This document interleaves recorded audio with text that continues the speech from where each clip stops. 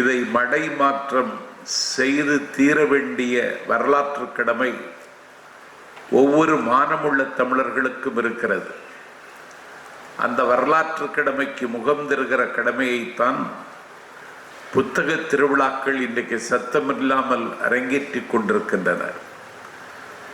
ஆகவே பள்ளிகளில், கல்லூரிகளில், கற்றறிந்தவர்களின் மன்றங்களில், பல்கலைக்கழகத்தின் அரங்குகளில், பட்டினக்கரைகளில், பாமரர்கள் வாழுகிற கண்விழிக்காத கிராமத்தில் உரையாற்றுகிற நாஞ்சில் சம்பத் என்கிற நான் எங்கே பேச வாய்ப்பு கிடைத்தாலும் கிடைக்காவிட்டாலும் புத்தக திருவிழாவில் கிடைக்கிற வாய்ப்பு பொன்னான வாய்ப்பு என்று கருதி இந்த வாய்ப்பை நான் மறுதலிப்பதில்லை. இதை தொடர்ந்து நடத்த வேண்டும்.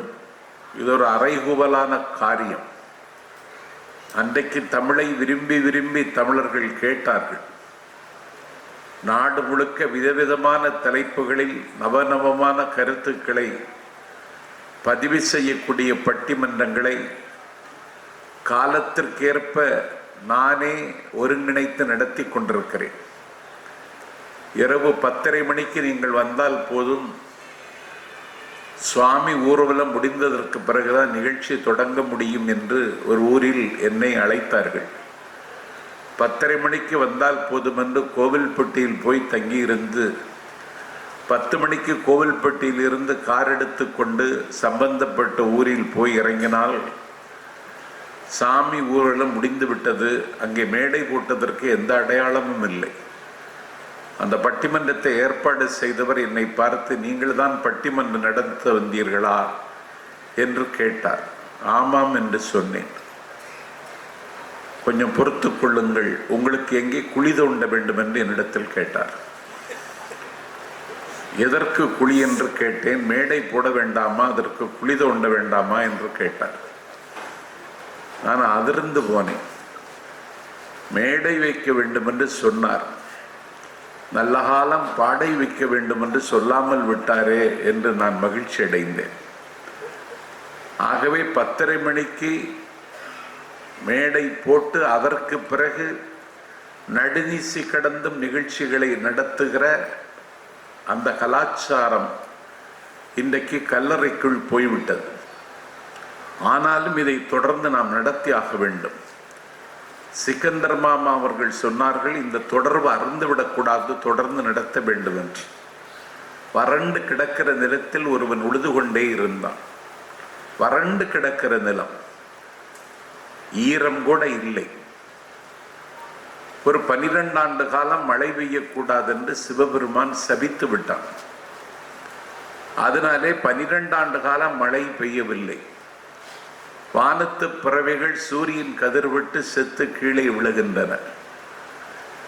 கால்நடைகள் திடீர் என்று காலமாகிவிட்டன என்ற செய்தி வருகிறது. ஒரு குடம் தண்ணீருக்கு இடையில் குடமேந்தி நடையில் நடம் நல்கி ஒரு தாய் 12 கிலோமீட்டர் ஒரு குடம் தண்ணீருக்கு பயணிக்கிறாள். அவ்வளவு பெரிய கடுமையான வறட்சி. அந்த வறட்சியிலும் ஒருவன் ஒரு வறண்ட நிலத்தில் உழுது கொண்டிருக்கிறான். 12 ஆண்டு காலம் மழை பொழியாது என்பது இவனுக்கு தெரியவில்லையா? இவன் தொலைக்காட்சியை பார்ப்பதில்லையா? இவன் பத்திரிகை படிப்பதில்லையா? பஞ்சாயத்து கூடி அறிவித்திருக்கிறார்கள் 12 ஆண்டு காலம் மழை பொழியாது என்று, அது கூட இவனுக்கு போய் சேரவில்லையா? என்னதான் பிரச்சனை என்று அவனை கேட்டு விடுவோம். இவருடைய மனநலம் பாதித்தவனா? ஒரு வறண்ட பூமியில் ஏறு பிடித்து உழுது கொண்டே இருக்கிறானே என்று அவனிடத்தில் கேட்ட பொழுது, நீ ஏன் இப்படி உழுது கொண்டிருக்கிறாய்? 12 ஆண்டு காலம் மழை பொழியாது என்று சொல்லி சிவபெருமான் சபித்து விட்டானே, நீ ஏன் உழுது கொண்டிருக்கிறாய் என்று அவனிடத்தில் கேட்ட பொழுது அவன் சொன்னான், அது எனக்கு தெரியும். ஆனால் திடீரென்று மழை பொழிந்து விட்டால் ஏறு பிடித்து உழுவதற்கு மறந்துவிடும் என்கிற காரணத்தினால் அந்த தொடர்பு அறந்துவிடக்கூடாது என்பதற்கு நான் உழுது கொண்டிருக்கிறேன் என்று அவன் பதில் சொன்னான். இவன் சொன்னதை கேட்டு உடனே கண்ணன் தன்னுடைய பாஞ்ச சின்னியத்தை எடுத்து ஊதினான். அவன் ஏன் ஊதினான் என்றால் ஊதுவது மறந்து விடுமோ என்று அவனுக்கு அச்சம். கண்ணன் பாஞ்சசன்யத்தை ஊதினால்தான் மழை பொழியும் என்று ஒரு நம்பிக்கை. மழை பொழிந்து விட்டது. இவன் இப்படி சொன்ன நிமிடத்தில் மழை பொழிந்து விட்டது. வறட்சி அகன்று விட்டது. பூமி புல்லரித்து போய்விட்டது. ஆகவே ஒன்றை தொடர்ந்து செய்ய வேண்டும் என்று சிக்கந்தர் அவர்கள் அழுத்தம் திருத்தமாக பதிவு செய்தார். ஆனால் இன்றைக்கு இந்த பிளாட்ஃபார்ம் ஸ்டைல் இன்றைக்கு அருகி போய்விட்டது. மேடை போட்டு பேசுகிற மேன்மை மிகுந்த கலாச்சாரம் நாளைக்கு காணாமல் போய்விடுமோ என்கிற கவலையில் உங்கள் முன்னால் நான் நிற்கிறேன். ஆனால் அதை புதுப்பித்து தர வேண்டிய கடமை அரசியல் கட்சிகளுக்கு மட்டுமல்ல, இது போன்ற பொது நிகழ்வுகளுக்கு கூட, அதை முன்னெடுப்பவர்களுக்கு கூட இருக்கிறது என்பதை மறக்காமல் பப்பாசி இந்த வேள்வியை சத்தமில்லாமல் 47 ஆண்டு காலமாக செய்து வருகிறது. ஒரு வாசிக்கிற பழக்கம் தமிழர்களுக்கு வசமாக வேண்டும் என்ற கவலை எல்லோரையும் விட பப்பாசிக்கு இருக்கிறது. வாசித்தால் என்ன கிடைக்கும், ஏது கிடைக்கும் என்று கேட்டால், வாசித்தால் ஒரு மனிதன் மனிதனாக இருக்க முடியும். நடக்காததெல்லாம் நடக்கும். ஒரு நல்ல சிந்தனையாளன், அறம் சார்ந்து சிந்திக்கிற ஒருவன் எதை எழுதுகிறானோ அது பலித்துவிடும். அறிஞர் பெருந்தகை அண்ணா அவர்கள் ரிப்பன் மாளிகையில் இன்று ஒரு கற்பனை கலந்த ஒரு புத்தகத்தை எழுதினார்கள். நான் கல்லூரியில் மாணவனாக இருந்த பொழுது அந்த நூலை வாங்கி நான் வாசித்தேன். அதில் என்ன எழுதுகிறார் அண்ணா என்று சொன்னால், நிறவெறி கொடுமை நின்று நிலவுகின்ற நீக்ரோக்களை ஆறாதவர்களாக அலட்சியப்படுத்துகின்ற அமெரிக்க திருவிடத்தில் கருப்பர்களை காலுக்கு கீழே போட்டு துவம்சம் செய்கின்ற அமெரிக்காவில் வெள்ளை மாளிகையில் ஒரு கருப்பன் ஒரு நாள் வெள்ளை மாளிகையில் அதிபராக உட்கார்வது மாதிரி அறிஞர் அண்ணா அவர்கள் கற்பனை கலந்து எழுதினார்கள் ரிப்பன் மாளிகையில் என்ற புத்தகத்தில். இதை கல்லூரி மாணவனாக இருந்து நான் படித்தேன். என்ன அண்ணா இப்படி எழுதிவிட்டாரே என்று நான் யோசித்துக் கொண்டிருந்தேன். ஆனால் காலம் இன்றைக்கு மாறி வருகிற சூழலில் அதே அமெரிக்க திருவிடத்தில் வெள்ளை மாளிகையில் ஒரு கருப்பு நிறமுள்ளவன், நீக்ரோ இனத்தை சார்ந்த பாரக் ஹுசைன் ஒபாமா வெள்ளை மாளிகையில் வந்து அந்த அதிபராக அவன் மீட்டான். அண்ணா அவர்கள் சிந்தித்தார்கள். அண்ணா சிந்தித்தது அமெரிக்காவில் நடைமுறைக்கு வந்துவிட்டது. ஆகவே உள்ளத்தால் பொய்யாது ஒழுகுகிறவர்கள் என்ன சொன்னார்களோ, என்ன சொல்கிறார்களோ அது ஒரு நாள் நடந்துவிடும் என்பதற்கு வரலாற்றில் இது ஒரு முக்கியமான செய்தி. இது அண்ணா எழுதினார். அந்த அதிசயம் இந்த மண்ணில் நடந்தது. நோ தைசெல்ஃப், உன்னையே நீ எண்ணிப்பார் என்றான் சாக்ரடீஸ். ஈரோட்டு கிழவனுக்கு 2000 ஆண்டுகளுக்கு முன்னால் ஏதென்ஸ் நகரத்தில் அடியெடுத்து கொடுத்தவன் சாக்ரடீஸ். அவன் எதையும் எதற்காக ஏன் என்று கேள்வி கேட்க சொன்னான். கேள்வி ஒருவன் கேட்க வேண்டுமானால் அவனுக்கு வாசிக்கிற தெளிவு இருந்தால் தான் கேள்வி கேட்க முடியும். ஒரு கேள்வி கேட்பவனுக்கு வாசிக்கிற பயிற்சி இருக்க வேண்டும். ஆகவே கேள்வி கேட்கிற ஒரு வேள்வியை இந்த நாட்டில் ஏதென்ஸ் நகரத்தில் அரங்கேற்றினான் சாக்ரடீஸ். மக்கள் சிந்திக்க தொடங்கினார்கள். அதிகாரத்தில் இருந்தவர்களுடைய ஆரக்கால்கள் ஆடிற்று. இவன் சிந்திக்க தொடங்குகிறவன் நாளைக்கு என்ன செய்வான் என்று தெரியாது. ஆகவே சாக்ரடீஸ் இந்த நாட்டு இளைஞர்களை கெடுத்தான் என்று குற்றச்சாட்டு சுமத்தி அவனை கைது செய்து நீதிமன்றத்தில் கொண்டு நிறுத்தினார்கள். அந்த நீதிமன்றத்தில் அவன் நிறுத்தப்படுகிறான். நீதிபதி சொன்னார், இளைஞர்களை கெடுத்து விட்டான் சாக்ரடீஸ், இவனை கொன்றுவிடுங்கள், இவனுக்கு நஞ்சு கொடுத்து கொன்றுவிடுங்கள் என்று நீதிமன்றம் தீர்ப்பு வழங்குகிறது. என்னடா நீதிமன்றம் இப்படி ஒரு தீர்ப்பை வழங்குகிறது என்று பார்த்தால் தீர்ப்பு நடைமுறைக்கு வந்துவிட்டது. மெலிட்டஸ் சாக்ரடீஸிற்கு நஞ்சை ஒரு குவளையில் ஏந்தி கொண்டு வருகிறார். மெலிட்டஸை சாக்ரட்டிஸுக்கு தெரியும். ஆனால் சாக்ரட்டிஸுக்கு நஞ்சு கொடுத்து கொன்றுவிட்டார்கள், கொல்லப் போகிறார்கள் என்ற செய்தி நாட்டில் மிகப்பெரிய அதிர்ச்சியை உருவாக்கி அவருடைய சுகதுக்கத்தை தீர்மானிக்கிற நண்பர்கள் சாக்ரட்டிஸில் போய் கிடக்கட்டும் தீர்ப்பு, நீ எங்களோடு வா, கடலிலே கப்பல் நிற்கிறது, அந்த கப்பலில் உன்னை ஏற்றி விடுகிறோம், நீ இன்னொரு கண்டத்துக்கு போய்விட முடியும் என்று சொன்னார்கள். அப்பொழுது சாக்ரட்டிஸ் சொன்னான், சட்டத்தை மதிக்க வேண்டும், நான் உங்களோடு வர தயாரில்லை என்றான். சரி, தீர்ப்பை நிறைவேற்றுவதற்கு வந்து கொண்டிருக்கிறார்கள், அதுவரைக்கும் நீ எங்களோடு பேசிக்கொண்டு. சாக்ரட்டிஸ் பேசிக்கொண்டே இருப்பான், கேள்விகள் கேட்டுக்கொண்டே இருப்பார்கள். வானம் வழங்கியதை போல சாக்ரட்டிஸ் பதில் சொல்லிக் கொண்டே இருப்பான். எங்களிடத்தில் நீங்கள் பேசிக் கொண்டிருங்கள் என்று சாக்ரட்டிஸத்தில் சொன்னார்கள். சாக்ரட்டிஸ் அதுவரைக்கும் பொறுத்திருக்க முடியாது, தண்டனையை நிறைவேற்ற வருகிறவர்கள் வருகிற பொழுது நான் அதற்கு உடன்பட்டு அவர்களோடு செல்ல விரும்புகிறேன், விவாதமும் பேச்சும் இப்பொழுது தேவையில்லை, சட்டத்திற்கு கட்டுப்பட வேண்டும் என்று சொன்னான் சாக்ரட்டிஸ். உயிர் பிழைக்க வேண்டும் என்று அவன் கருதவில்லை, எப்படியாவது தப்பித்து விட வேண்டும் என்று கருதவில்லை. பெயக்கண்டும் நஞ்சுண்டு அமைவர் நயத்தக்க நாகரிகம் வேண்டுபவர் என்று 2000 ஆண்டுகளுக்கு முன்னால் மண் செழிக்க மழை பொழிந்தது போல மனித மனம் செழிக்க பாடினான் வள்ளுவன். அதை இந்த உலகத்தில் ஒருவன் நடைமுறைக்கு கொண்டு வந்தான், அவனுடைய பேர் சாக்ரட்டிஸ். அவன் உயிர் வாழ நினைத்திருந்தால் உயிர் வாழ்ந்திருக்கலாம், சாவை தள்ளி போட்டிருக்கலாம். மெலிட்டஸ் கரங்கள் நடுங்க அந்த நஞ்சியந்திய குடையை கொண்டு வருகிறான். மெலிட்டஸ் அவனுக்கு தெரிந்தவன் தான் சாக்ரட்டிஸிற்கு. இப்பொழுது என்னையெல்லாம் கைது செய்வதற்கு, வழக்கு போடுவதற்கு சம்மன் கொண்டு வருவார்கள் காவல்துறை, எனக்கு தெரிந்தவர்கள் தான். அதற்காக சம்மன் வாங்காமல் இருக்க முடியாது, சட்டத்திற்கு கட்டுப்பட்டு நான் வாங்கிக் கொள்கிறேன். மெலிட்டஸ் கை நடுங்குகிறது, கால் நடுங்குகிறது, ஒரு குற்ற மனப்பான்மை மெலிட்டஸை குத்தி கிழிக்கிறது. அப்போதும் சாக்ரட்டிஸ் சொன்னான், உனக்கு விதிக்கப்பட்ட கடமையை செய்வதற்கு நீ வந்திருக்கிறாய், எனக்கு விதிக்கப்பட்டது எதுவோ அது நடக்கும், எடு என்று சொல்லி கோலையை வாங்கி சிரித்து கொண்டே அந்த நஞ்சை அறிந்தினான் சாக்ரட்டிஸ் என்று நான் படித்திருக்கிறேன். ஆகவே அண்ணா ஒரு அதிசயத்தை நிகழ்த்தினார். சாக்ரட்டிஸ் இதை வாழ்ந்து காட்டினான். இதை பூத்து வருகிற புதிய தலைமுறைக்கு சொல்வதற்கு இன்றைக்கு யாருக்கும் தயாரில்லை. நான் ஒரு புத்தக விழாவில் பேசும் பொழுது சொன்னேன், அறிஞர் பெருந்தகை அண்ணா உடல்நலம் குன்றிவிட்டார், அவருக்கு புற்றுநோய் வந்துவிட்டது.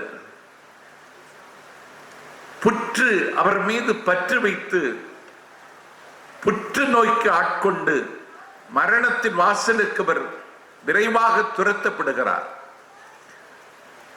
அவர் அமெரிக்கா சென்று சிகிச்சை பெற்று, cancer is not a curable disease, இது தீரக்கூடிய நோய் அல்ல, ஆனாலும் தமிழ்நாட்டு மக்களுக்காக உங்களுக்கு நான் சிகிச்சை அளித்திருக்கிறேன் என்ற நம்பிக்கையோடு உங்களை தமிழ்நாட்டுக்கு வழி அனுப்பி வைக்கிறேன்.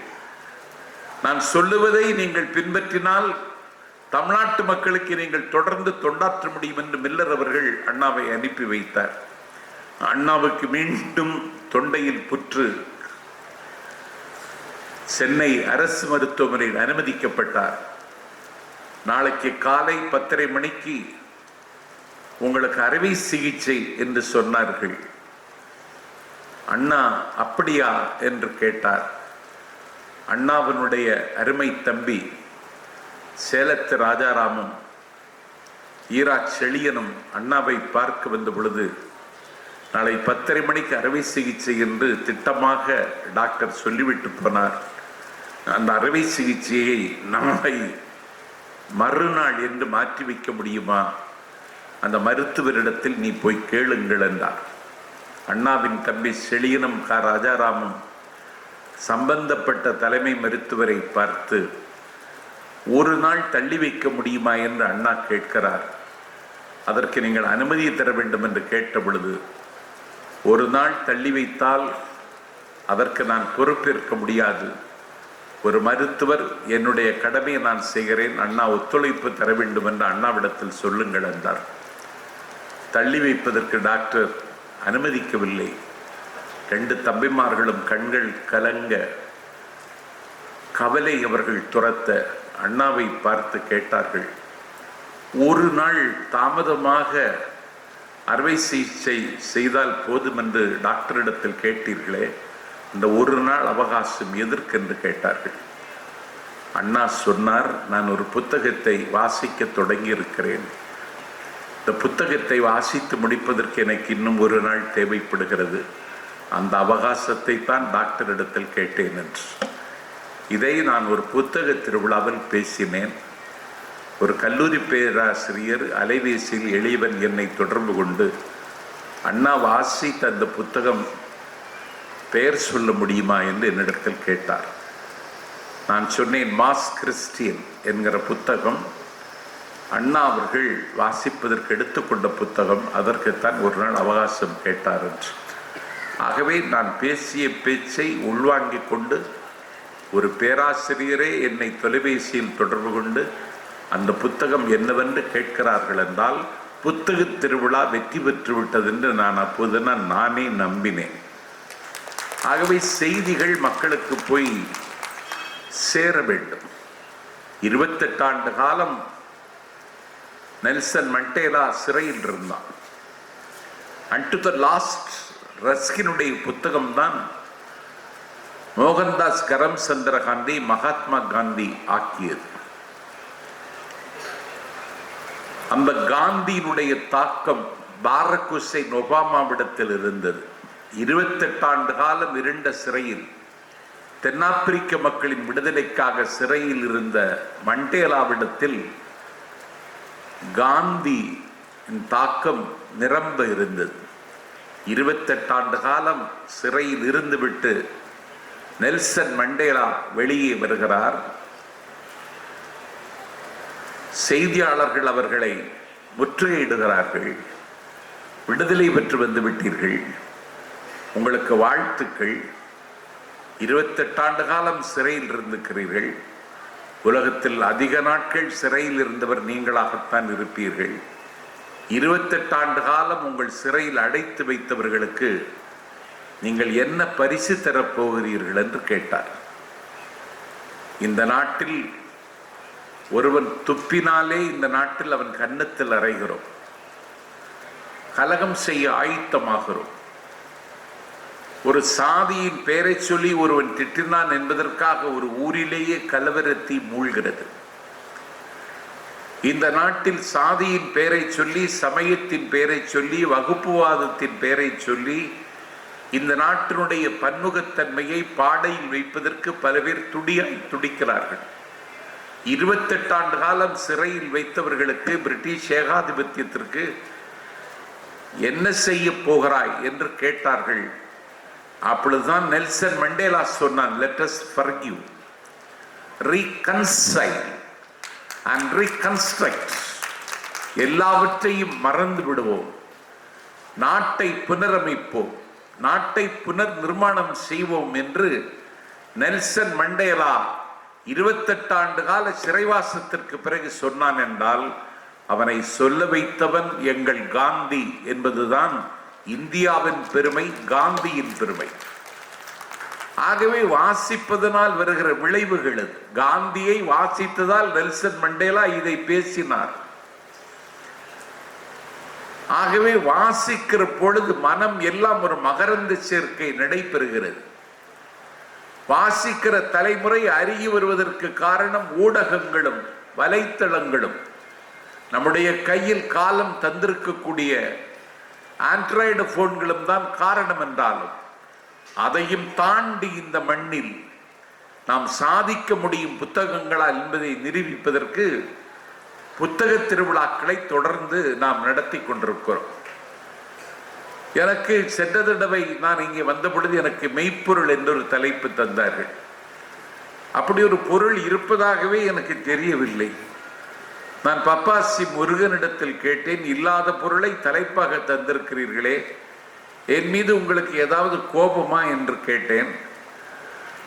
இன்றைக்கு 10ல் 1 என்று தலைப்பு தந்திருக்கிறார். 10 பேராவது வருவார்களா என்ற நம்பிக்கையில் தந்தீர்களா என்று கேட்டேன். சொல்லுங்கள். இன்றைக்கு தினமணி நாளேட்டை படித்துவிட்டு ஒரு நண்பன் 10ல் 1 என்று பேசப் போகிறீர்கள், 10ல் 1 என்றால் என்ன, தசாவதாரத்தில் ஒரு அவதாரத்தை பற்றி பேசப் போகிறீர்களா என்று கேட்டார். 10 தலை ராவணனுடைய ஒரு தலையை பற்றி பேசப் போகிறீர்களா என்று கேட்டார். நான் சொன்னேன், இல்லை, என்ன பேசுவது என்பதை புத்தக திருநாள் அவருக்கு வாருங்கள் என்று சொன்னேன். அவர் வந்திருக்கிறார். 10ல் 1 என்றால் வேறொன்றும் இல்லை. இந்த புத்தக திருவிழாவை தம்பி உதயநிதி ஸ்டாலின் தொடங்கி வைத்த அன்றைக்கு முதலமைச்சர் கொடுத்து அனுப்பிய வாழ்த்தை அவர் இங்கே வாசித்தார். அதிலே முதலமைச்சர் சொன்னார், இனிமேல் இன்ப தமிழ்நாட்டில் ஒரு இலக்கிய மறுமலர்ச்சி ஏற்பட வேண்டும், அதற்கு புத்தக திருவிழாக்கள் பயன்படும் என்று நான் நம்புகிறேன் என்று அன்றைக்கு வாழ்த்து செய்தியில் அனுப்பியிருந்தார். பப்பாசி முருகன் என்னை தொடர்பு கொண்டு தலைப்பு கேட்ட பொழுது, அப்படி என்றால் நாம் ஏதாவது ஒரு இலக்கியத்தை பதிவு செய்யலாமே என்று 10ல் 1 என்று கொடுத்தேன். 10ல் 1 என்றால் 10 பாட்டில் ஒரு பாட்டு. அது என்ன பாட்டு என்றால் நெடுநல் வாடை. நெடுநல் வாடை என்பது 10 பாட்டில் 7வது பாட்டு. ஆசிரியர் யார் என்றால் மதுரை கணக்காயினார் மகன் நக்கீரனார். நக்கீரன் யார் என்றால் நெற்றிக்கண்ணை காட்டினாலும் குற்றம் குற்றமை என்று சிவனிடத்தில் சினந்து பேசியவன். நக்கீரன் யார் என்று சொன்னால் உண்மையை உறக்க சொல்லி, அதனால் இந்த நாட்டில் அடக்குமுறை வந்தாலும் அஞ்ச மாட்டேன் என்று அன்றைக்கே மூறி முழங்கியவன். அந்த நக்கீரன் தான் 10 பாட்டில் முதல் பாட்டு திருமுருகாற்றுப்படை.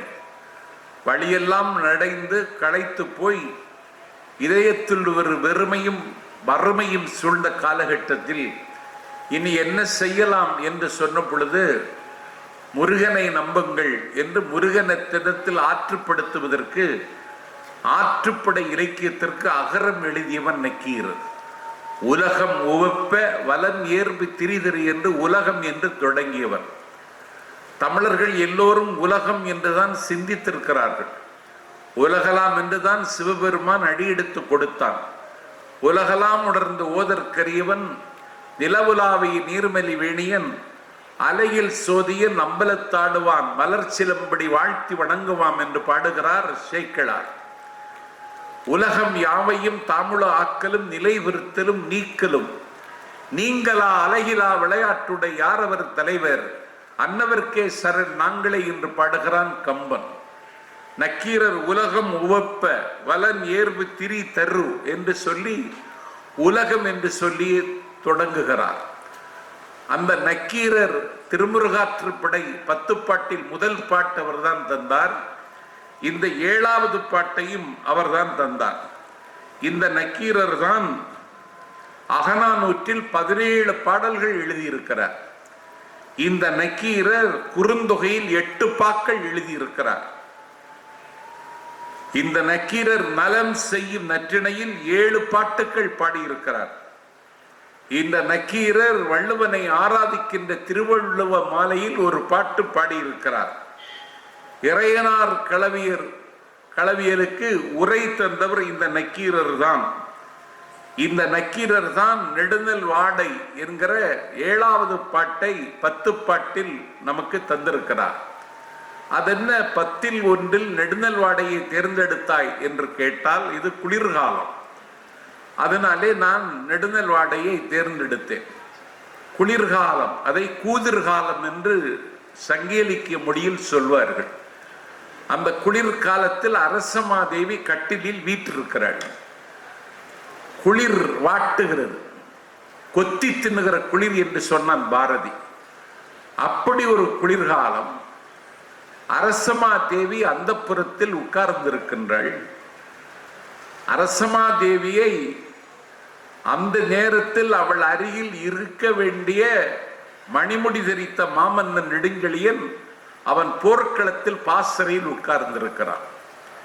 ஆகவே ஒரு நெடுநெல் வாடை, ஒரு நெடிய இரவு முழுவதும் அந்த கூதிர்காலத்தில் அந்தப்புரத்தில் பக்கத்தில் மன்னன் இல்லாமல் அந்த வாடைக்காற்றை அனுபவித்துக் கொண்டிருக்கிறாள் பாண்டியனுடைய மனைவி.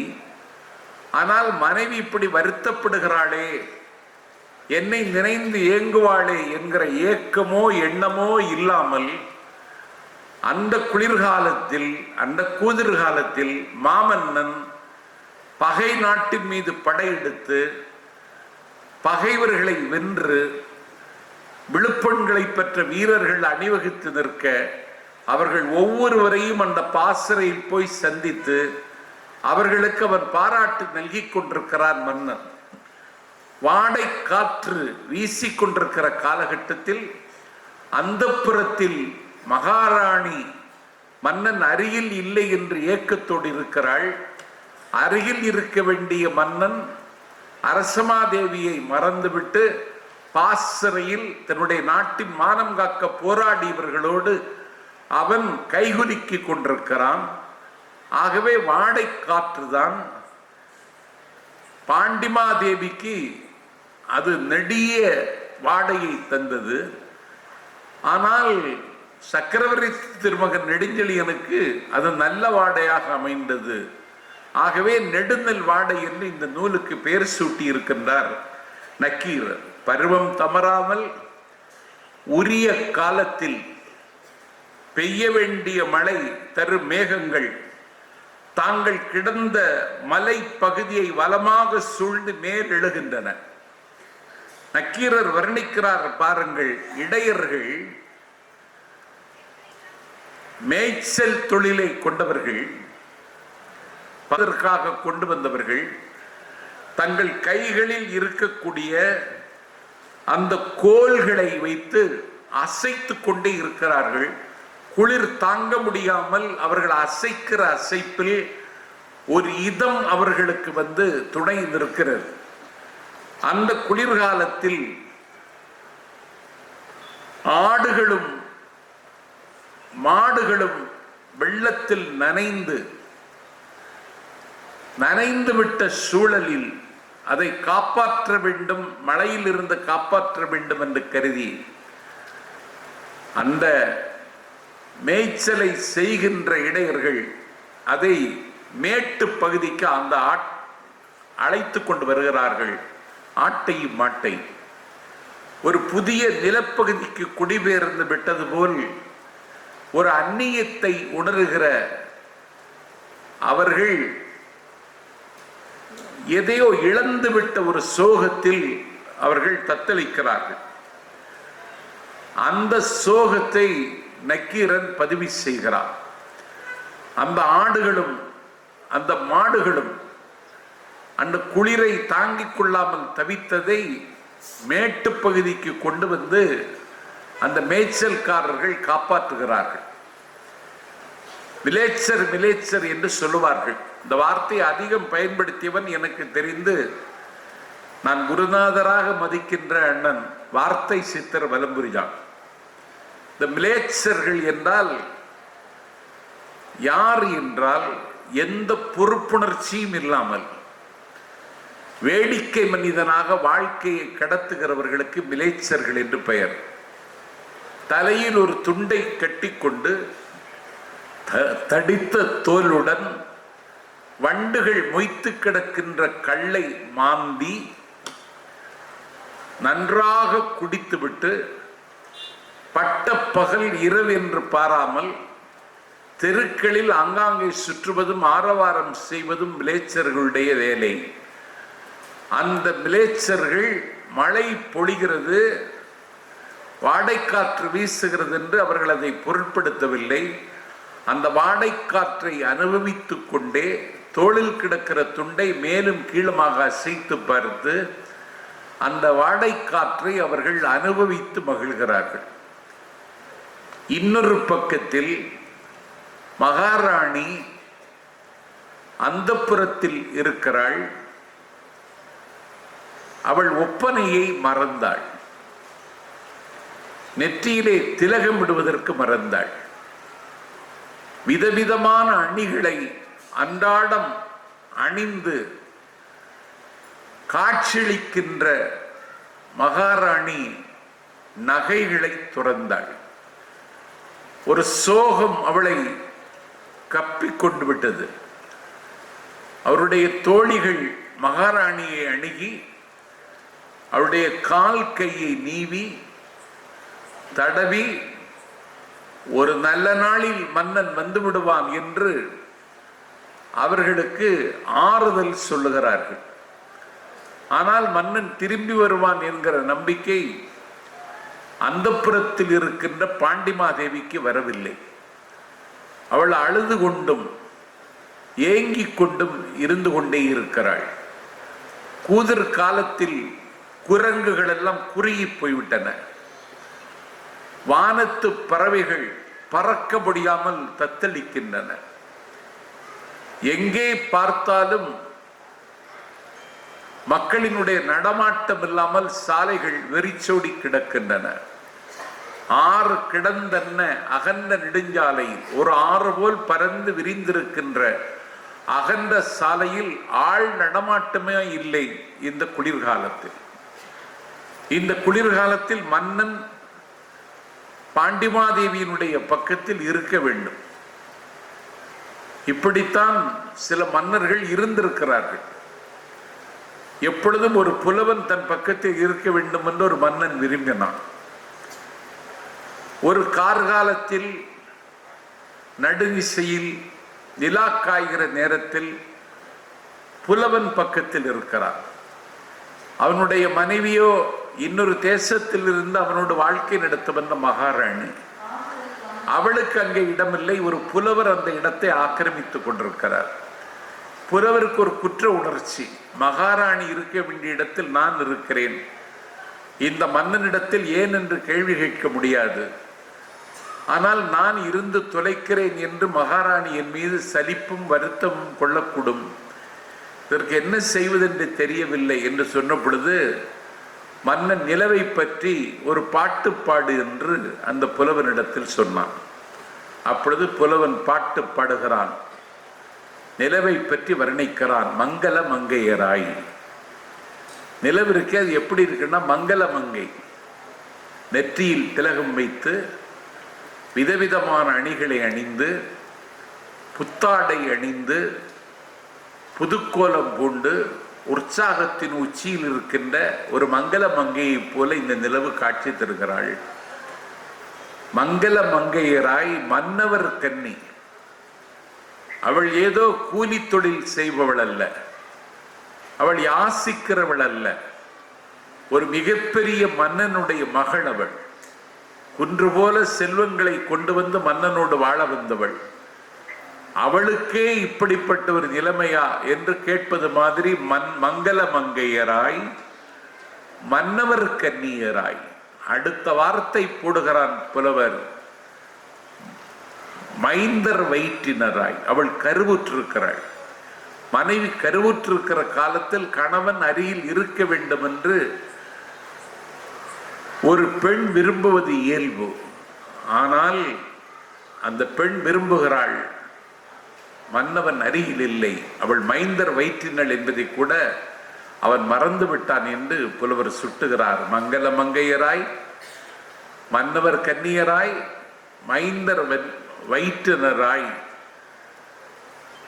அவள் இருக்கிறாள் என்று பாட ஆரம்பிக்கிறார். இந்த மைந்தர் வயிற்றினராய் மங்கள மங்கையராய் மன்னவர் கன்னியராய் மைந்தர் வயிற்றினராய் என்றவர் பாட ஆரம்பித்து திரும்பி பார்த்தால் புலவரை காணவில்லை. புலவர் மகாராணியை தேடி போய்விட்டார். ஒரு பாட்டு இந்த அதிசயத்தை இந்த மண்ணில் நிகழ்த்தி இருக்கிறது. ஆகவே புலவர்கள் வேறுபடுத்தி பார்ப்பார்கள், கூறுபடுத்தி பார்ப்பார்கள். ஆனால் புலவர்கள் தான் இந்த நாட்டில் சமரசம் செய்து வைத்திருக்கிறார்கள். மகாராஜாவுக்கும் மகாராணிக்கும் சண்டை வந்தால் கூட அவர்கள் தான் தீர்த்திருக்கிறார்கள். அதிகமானுக்கும் தொண்டைமானுக்கும் சண்டை. தொண்டைமானிடத்தில் தூது போவது யார் என்றால் ஔவைப்பாட்டி. அவள் தூது போகிறாள். அவள் கையில் ஆயுதம் இல்லை, ஒரு படோடோகம் இல்லை. மிகுந்த எளிய கோலத்தில் இருக்கிற ஔவை தொண்டைமானிடத்தில் ஒரு சாம்ராஜ்யத்தின் சார்பாக தூது செல்லுகிறாள். அவள் தொண்டைமானை பார்த்த சொன்னாள், போரை நிறுத்திவிடு, அதுதான் உனக்கு நல்லது. உன்னுடைய உலைக்களத்தை நான் பார்வையிட்டேன். உன்னுடைய உலைக்களத்தில் விதவிதமான ஆயுதங்கள், இஸ்ரேலில் இருந்து கூட ஆயுதங்கள் வாங்கியிருக்கிறாய். விதவிதமான ஆயுதங்கள், எல்லா ஆயுதங்களிலும் எண்ணெய் பூசி வைத்திருக்கிறாய். எல்லா ஆயுதங்களுக்கும் மாலை போட்டிருக்கிறாய். எல்லா ஆயுதங்களுக்கும் நீ பீலி மாலை, மயில் பீலி அணிந்து மாலை சூட்டி அழகுபட அடுக்கி வைத்திருக்கிறாய். நீ அதிக இடத்தில் சண்டைக்கு போக விரும்புகிறாய். உன்னுடைய உலைக்களத்தை இன்றைக்கு பார்த்தேன். நேற்றைக்கு நான் அதிகமானுடைய உலைக்களத்தை பார்த்தேன். அதிகமானுடைய உலைக்களத்தை பார்த்தால் ஆயுதங்கள் எதுவும் அடுக்கி வைக்கப்படவில்லை. ஆயுதங்களுக்கு மாலை சூட்டப்படவில்லை. ஆயுதங்களுக்கு பீலி மாலை கிடையாது. ஆயுதங்கள் எங்கே இருக்கின்றன என்று களமாடுகிற போர் வீரர்களுக்கே தெரியாது. ஆனால் ஆயுதங்கள் கூர் முனை ஒடிந்து போயிருக்கிறது. ஆயுதங்களினுடைய கூர்முனை சிதைந்து போயிருக்கிறது. உன்னுடைய உரைக்களத்தில் இருக்கிற ஆயுதங்கள் மாலை மரியாதையோடு இருக்கின்றன. ஆனால் அதிகமான உரைக்களத்தில் இருக்கிற ஆயுதங்கள் கூர்முனை சிதைந்திருக்கின்றன. என்னவென்றால் அந்த ஆயுதங்கள் பல போர்களை கண்ட ஆயுதங்கள்.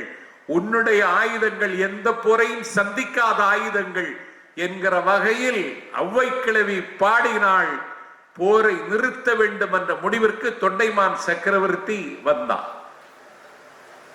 ஆகவே தமிழ் படித்தால் ஒரு பக்கம் வாடை காற்று, அந்தப்புறத்தில் மகாராணி, இன்னொரு பக்கம் மாமன்னன் பாண்டியன் நெடுஞ்செழியன். போர்க்களத்தில் விழுப்புண் பட்டு விழுந்தவர்களுக்கு அவன் மாலை அணிவிக்கிறான். அவர்களை பாராட்டுகிறான், பரிசு நல்குகிறான். நாளைக்கே ஒரு நாள் எதிரி படையெடுத்து வந்தாலும் அடுத்த போருக்கு ஆயத்தமாக வேண்டும் என்று போர் வீரர்கள் மத்தியில் அவன் பேசுகிறான்.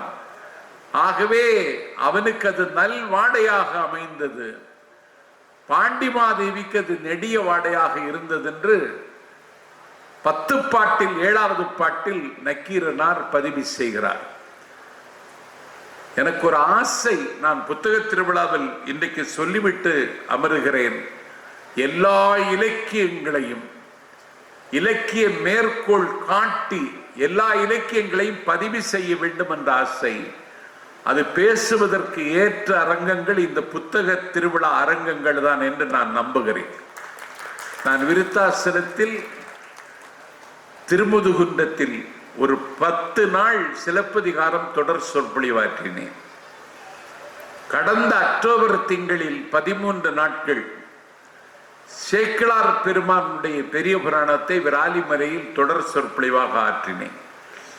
சமய கண்ணோட்டமோ வேறு கண்ணோட்டமோ எனக்கு இல்லை. தமிழில் எழுதப்பட்டிருக்கிற எல்லா இலக்கியங்களையும் மறு வாசிப்பு செய்து எல்லா தமிழர்களிடத்திலும் அதை கொண்டு சேர்க்க வேண்டும். ஒரு 10 நாள் பேசிய சிலப்பதிகார சொற்பொழிவு எனக்குள் மிகப்பெரிய தாக்கத்தை ஏற்படுத்தியது என்பதை விட அதை வலைப்பளத்தில் பார்த்து பல பேர் இந்த நாட்டில் திகைத்து போனார்கள். நான் ஒரு பெரிய கல்லூரியினுடைய தாளாளர் அவர்களை சந்திக்க சென்றேன். முன்பின் அறிமுகம் இல்லை. சந்திக்க விடுவார்களா என்று தயக்கத்தோடு தான் அவருடைய அறைக்கு சென்று என் பெயரை சொல்லி அவரை சந்திக்க விரும்புகிறேன் என்று தாளாளரிடத்தில் சொல்லுங்கள் என்றார். சொன்னேன்.